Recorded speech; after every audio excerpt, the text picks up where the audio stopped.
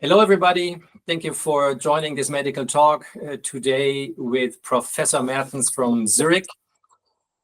He's basically our go-to gastroenterologist. So thank you for joining this interview and helping us to understand various aspects of colon cancer. So my first question, Professor, is what are the first signs of colon cancer? Well, first of all, Peter, thanks for having me, and it's great to be here. Very important question. First signs of colon cancer. Patients usually present with change of bowel habits. So if you have a regular stool every day at the same, more or less same time, and all of a sudden this pattern changes, that's usually a warning sign. Second important thing is when you see blood in the stool. And I want to stress, I often have patients who say, oh yeah, I have a little blood in the stool, but I know I have hemorrhoids, and it's for sure it's just the hemorrhoids. This is a dangerous idea, dangerous concept, because just the fact that there is red blood in the stool doesn't necessarily mean that it's not from a big polyp or a potential colon cancer. So just stay away from the idea that if it's red blood, I don't have to check it. General malaise, fatigue, general unwell-being is often something that patients will report. So 3 things to keep in mind: change in bowel habit, blood in the stool, be it red, dark, or whatever it is, and general unwell-being, which can also mean that you develop an unexplained weight loss, that you develop fevers that you can't really explain, that you may have night sweats that you don't usually have. These are all signs that would prompt a professional checkup for that. Okay. Well, that leads me to my second question. Is the colon cancer treatable, and how is it being treated? Colon cancer today is fortunately very much treatable. And actually, we have basically a whole arsenal of treatment options depending on what stage we find it in. Mm-hmm. So as a gastroenterologist, obviously, I'm very interested in finding these polyps, because that's important to understand. There is the concept that you will have a polyp, which is basically like it starts off like a little pimple in the colon and then will grow, and it's just a growth of the mucous membrane, and this growth in the initial phase is very benign and doesn't do any harm. Mm-hmm. But as it keeps growing over time, over years actually, it can develop into a cancer.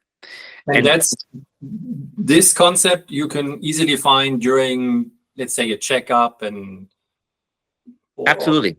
Yeah. Absolutely. That's what makes checks and screening for colorectal cancer so attractive, if you want. Mm-hmm. I compare this to going to your dermatologist. If you would find a brown spot that you haven't had before and you see this brown spot keeps growing, you would probably go to your dermatologist and have it checked out, and then they may just remove it at a time where it's absolutely no problem and no danger. Okay, makes sense. Yeah. The point is our colon mucous membrane, we don't usually see under daylight. And so you need endoscopy for that. But if you find a polyp in an early stage where you can just remove it, this is sort of the best ideal way of treating cancer. Mm-hmm. If we find polyps that have higher grade changes, higher grade alterations, which means that they're moving towards cancer development. Again, it's a step-by-step process, which is not like flipping a switch, but it takes time. Then we try to remove them endoscopically, and we often succeed in fully removing those with an endoscopic intervention, and that saves the bowel and also saves bigger surgery.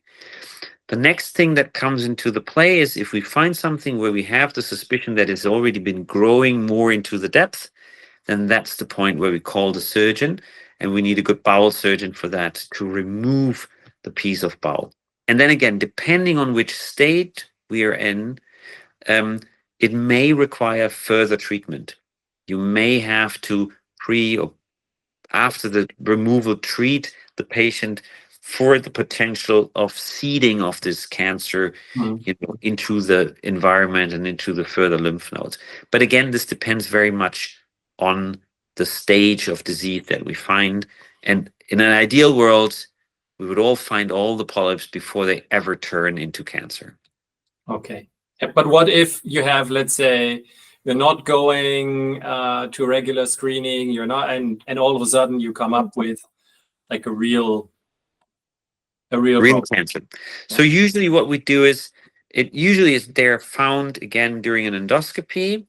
Then what follows is you identify the tumor. We biopsy when we do the endoscopy to find out what specific type is.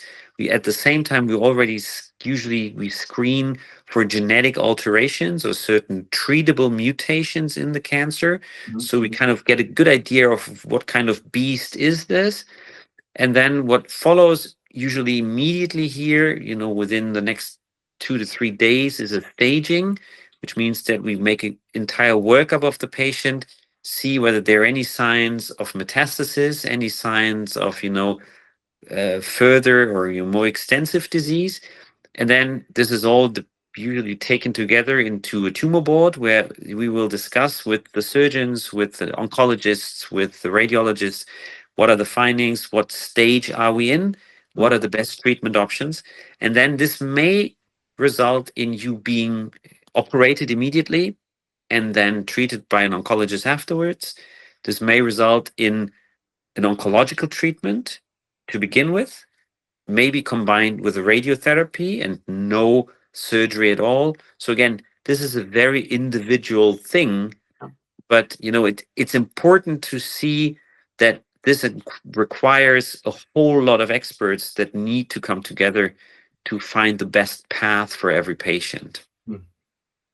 Thank you, Professor Mertens. We don't want these interviews to be too long, so I'm cutting here. It's super interesting to talk to you. We could go on and on, but for the sake of viewability, we would stop here. Thank you so much. I know you always have busy days, so I appreciate it even more. Thank you so much, Professor.